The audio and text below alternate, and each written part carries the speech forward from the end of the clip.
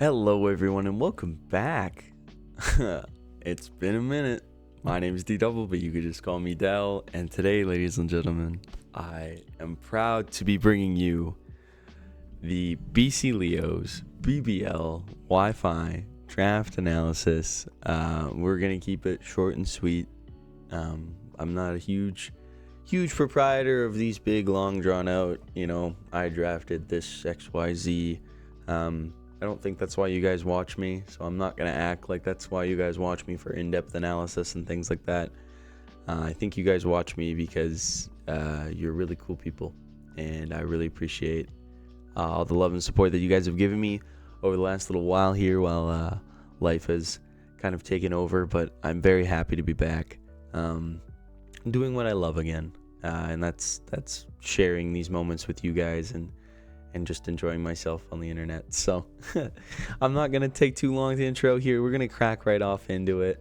As you can see, the mascot pick number 1, the one and only Solgaleo, my favorite box art of the modern era. I think Pokemon Sun was one of those games where I kind of fell back in love with Pokemon, especially after like Black and White 2 and those kind of things. X and Y was fun, but it wasn't the most enjoyable thing in the world. And then Omega Ruby and Alpha Sapphire was okay, but I think Pokemon Sun really reinvigorated that childlike wonder in me and the fun of what Pokemon is, and I really wanted to pay homage to that. So I made sure we're gonna change the logo up, we're gonna change the team name, we're gonna change everything. We're gonna represent the home province that I love so very much of British Columbia, and draft Solgaleo with our number 1 pick. This guy is just beefed up Metagross. If you've ever wanted to use Mega Metagross in the league, but Mega Metagross doesn't exist anymore, this is as close as you're going to get. Agility weakness policy sets are super fun. Overall, the bulk is really good. Has a really cool attack in Sunsteel Strike. Just a really, really dope Pokemon to be able to have the opportunity to use. If you guys aren't familiar with draft league format, of course, we're drafting anywhere between 9 to, I believe we did 12 or 11 Pokemon.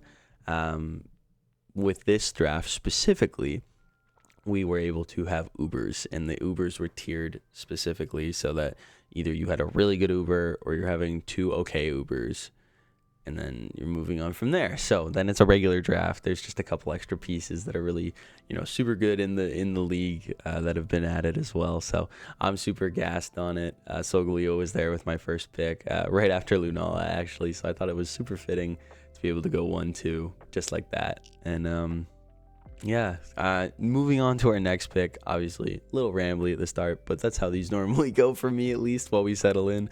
It's probably my 4th take of recording this too. So Urshifu single, our next one up. I have never gotten the chance to use this. I have proceeded to get my ass kicked by it in multiple leagues, however. So it's got to be good, or I'm just consistently bad into this, and that's something. I mean, at least it's on my team, right? At least it's on my team. Can't lose to it. It's on my team. So, Urshifu single in the Ubers meta, I think, is really, really nice, especially with having a Pokemon that can just crit every single time. Into the fighting type Ubers and the things that resist it, obviously gonna suck.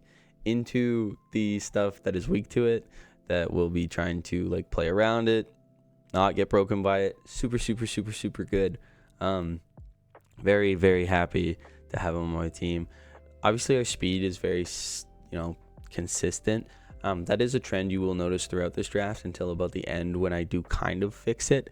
But our speed tiers are a little hit or miss at this point, so don't worry, I am listening before you even start talking about it. I know.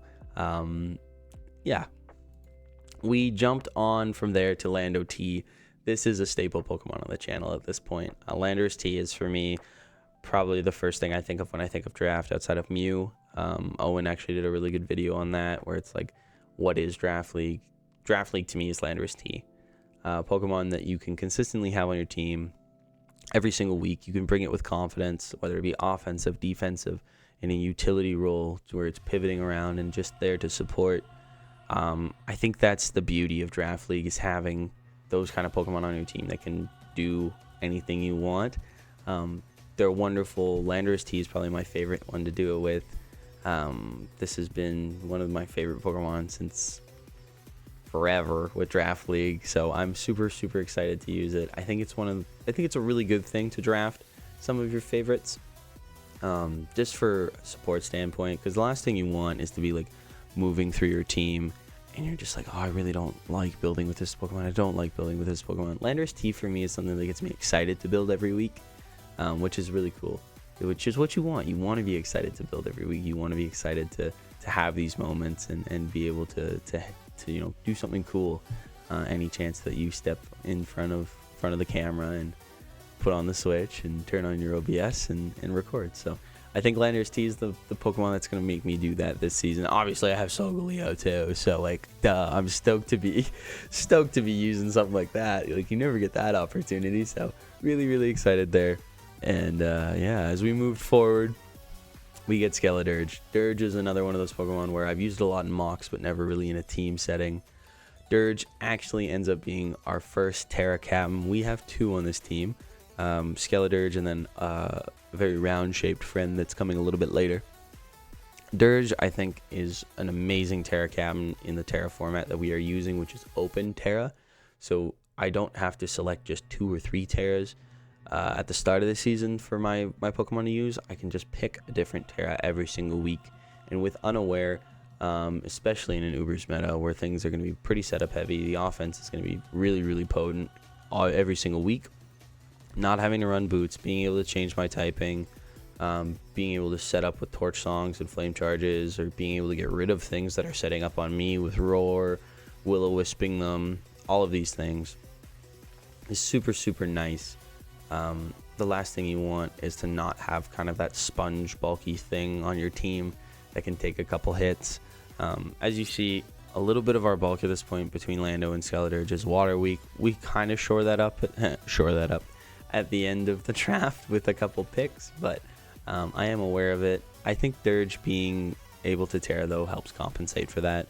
And it's something, once again, I'm excited to use this Pokemon. I'm excited to build with this. So that was a big thing for me this season, is I really just want to be excited. Every single time I sit down in front of my computer to build something, I want to be excited about it.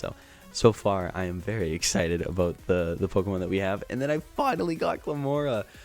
As you know, if you've watched the channel for a long time, I struggle with getting hazards up. As you know, one of the biggest critiques and things that people have recommended to me is I need to be better about getting my hazards up. If I can't get hazards up consistently with Glamora, it's me. It's my fault. I'm the problem. I'm probably the problem as it is, but Glamora should be the slight fix that we need to make sure that we are consistently getting our hazards up. Spikes, T-Spikes, and Rocks, all of which are super useful for things like Solgaleo, Urshifu, the Landeruses of the world that don't want to have to run Rocks. All of the hazards will be very nice for those 3 Pokemon, especially to function at their full potential, where you're just not quite OHKOing something, but you are getting enough damage out to put pressure on things. And force boots. We need to do a better job of forcing things into boots. So Glamora is here to force you to wear boots. Boots and cats, Glamora. Don't think that nickname will stick. Maybe we'll workshop it. Now we kind of make a choice to fix our speed a little bit. Grabbed Electrode Hisuian, the little wooden ball man. He is one of our Terra Captains. Once again, I've seen multiple creators using this thing to really large success in open Terra formats. The speed tier is phenomenal. I think having something that can come in end game and just clean because it's life orbed and modest and its speed is 150 is really nice. This was probably the best pick of my draft, I think, in terms of having something that fixes a lot of the problems, or at least bandage a lot of the problems that my team runs into, where, you know, maybe we're not the best into certain ground types. Maybe some water types are really gonna like make us struggle. Maybe our speed isn't the best. Well, Electrode Hisui helps with every single one of those issues, and I'm really grateful to be able to have snagged him, even though it was the 6th round, so maybe a little early on my behalf, but certain Pokemon you want them on your team for their value, and at the price point that Electrohua with Terra was at, I just couldn't miss out on it. So really, really happy to have him on the squad. From here out, I want it to be known, I did make some different picks in the actual draft. Certain things were not available to me. Certain things were not available to others. Trades were made. It is what it is. Weile is one of those things that I didn't have on my roster initially after I completed my draft. But I needed speed. I needed some kind of knockoff spam because at this point I did not have any, and I really wanted to pressure things with my hazards. So I was like, oh, if everything's got boots, it's not really going to matter. Well, Weile kind of fixes that. Speed, priority, knockoff. It doesn't need, you don't need to overdo it. You don't need to over-explain certain things. The reason why Weile works is because it is extremely successful at doing those three things. Being a faster Pokemon, prioritizing Ice Shard, like nuking stuff with Ice Shard, being able to be banded with Ice Shard, is super useful, and then knockoff. Get rid of the items. Everything disappears off of the feet. No more boots. No boots. No boots and cats for you. This is kind of the best little fix utility Pokemon on the offensive side for my team, in my opinion, that I could have picked up after the draft, and I think it works super well. Dark Spam, I've seen people be very successful with. Pressuring fairies as it is to come every single week into Solgaleo is something I can 110% do. Most fairies don't want to deal with Glamora, Skeledirge, and Solgaleo. Obviously, Skeledirge not being offensively potent, but defensively potent into the fairies. Most fairies don't want to deal with that. So having Weile here to, once again, knock off pressure into those things, having them take hazards, having them take extra chip if I'm bringing Triple Axle, it has the coverage and Poison Jab to be able to deal with a lot of the threats that will be coming into it. I'm super, super happy about having Weile on the team. This is something I used to use a lot way back when I was, 4 or 5 years ago when I was playing Draft League. This was a Pokemon I used consistently, and I saw a lot of success with it, so I'm really excited to have them back on the roster now. The next pickup we made is something I've never touched before, something I didn't necessarily want to touch, but I think it's the best fairy available post-draft for me.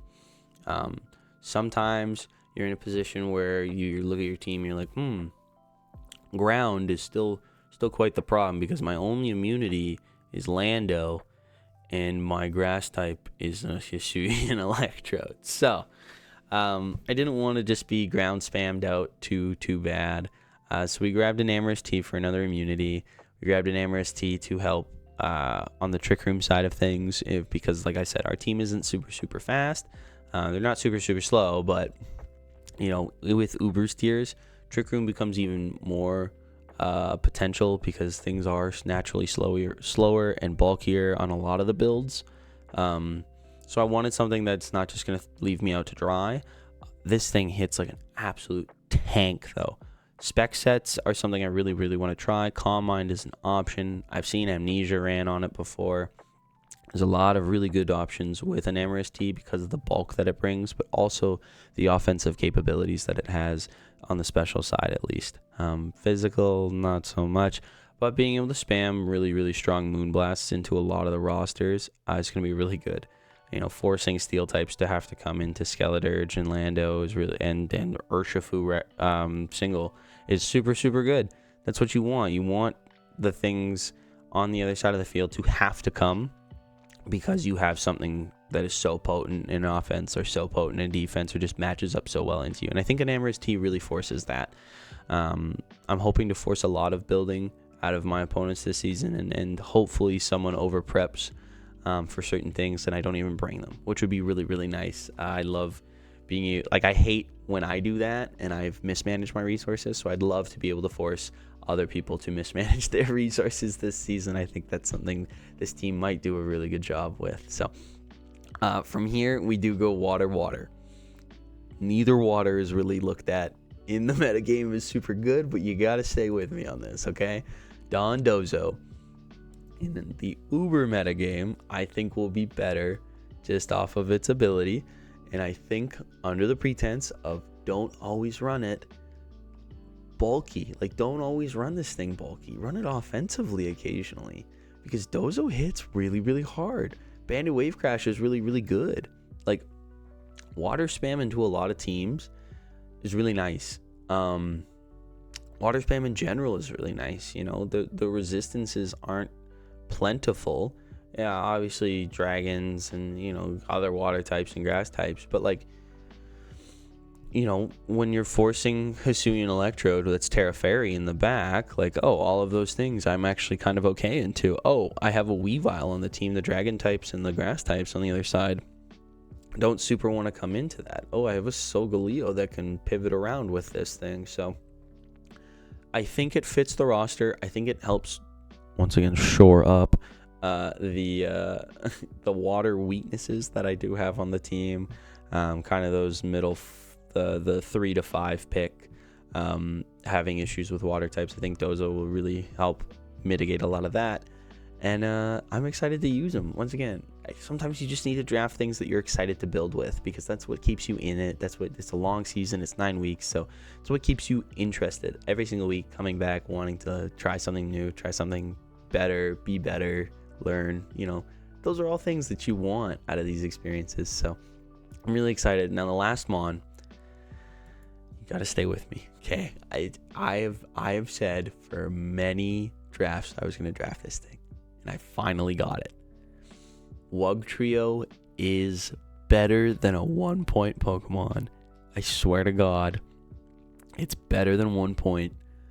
The disrespect that this Pokemon receives is unwarranted. Triple Dive is good. It has okay-ish move pool. It's got enough, okay? Between Tantrum, Triple Dive, and a couple other things. I say a couple other things because it really doesn't have a great move pool. The speed tier that it fills on my rosters is super useful, and it's gonna come. I think this thing isn't that bad, and it's also one of my favorite Pokemon from the new game, and it's just being disrespected. So it's time to put some respect on Wog Trio's name. Hashtag free Wog Trio. Get this boy out of 1 point. We're gonna do it this season, and we're gonna do it for him. We're gonna have a good season.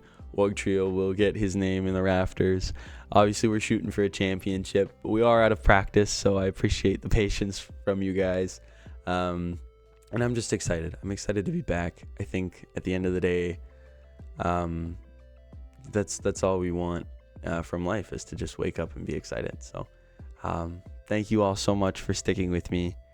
I appreciate the love and support that you guys have given me. A lot of you have reached out during the hiatus, and you know, it just makes me feel really seen as a person, and that's super, super cool to, you know that people care. So thank you all so much for watching.